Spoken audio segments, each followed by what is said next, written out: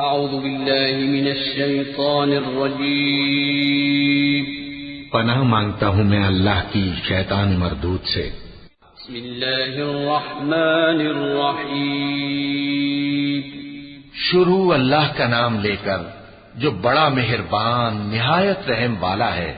اذا الشمس كورت واذا النجوم كدرت واذا الجبال سيرت واذا العشار عطلت واذا الوحوش حشرت واذا البحار سجرت واذا النفوس زوجت واذا الموءودة سئلت بأي ذنب قتلت واذا الصحف نشرت واذا السماء كشطت واذا الجحيم سعرت واذا الجنة أزلفت علمت نفس ما أحضرت فلا أقسم بالخنس الجوار الكنس والليل إذا عسعس والصبح إذا تنفس إنه لقول رسول كريم ذي قوة عند ذي العرش مكين مطاع ثم أمين۔ جب سورج لپیٹ لیا جائے گا اور جب تارے بے نور ہو جائیں گے اور جب پہاڑ چلائے جائیں گے اور جب بیاہنے والی اونٹنیاں یوں ہی چھوڑ دی جائیں گی اور جب وحشی جانور جمع کیے جائیں گے اور جب سمندر آگ ہو جائیں گے اور جب روحیں جسموں سے ملا دی جائیں گی اور جب اس بچی سے جو زندہ دفنا دی گئی ہو پوچھا جائے گا کہ وہ کس گناہ کے سبب قتل کر دی گئی،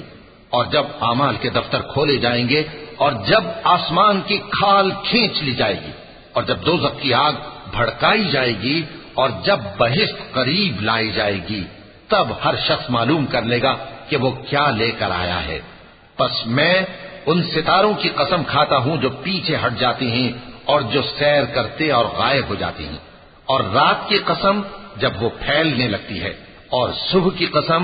جب وہ نمودار ہوتی ہے، کہ بے شک یہ قرآن اس فرشتہ عالی مقام کا سنایا ہوا پیغام ہے جو صاحب قوت ہے، مالک عرش کے ہاں اونچے درجے والا ہے، سردار ہے، ساتھ ہی امانت دار ہے۔ وما صاحبكم بمجنون ولقد رآه بالأفق المبين وما هو على الغيب بضنين وما هو بقول شيطان رجيم فأين تذهبون إن هو إلا ذكر للعالمين لمن شاء منكم أن يستقيم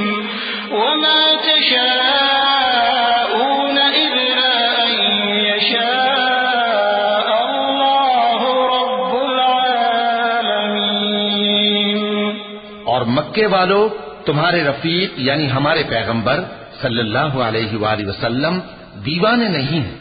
اور بے شک انہوں نے اس فرشتے کو آسمان کے کھلے کنارے پر دیکھا ہے،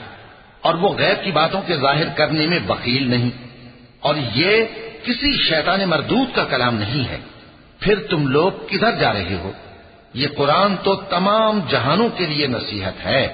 یعنی اس کے لیے جو تم میں سے سیدھی راہ چلنا چاہے، اور تم لوگ کچھ بھی نہیں چاہ سکتے مگر وہی جو اللہ رب العالمین چاہے۔ صدق اللہ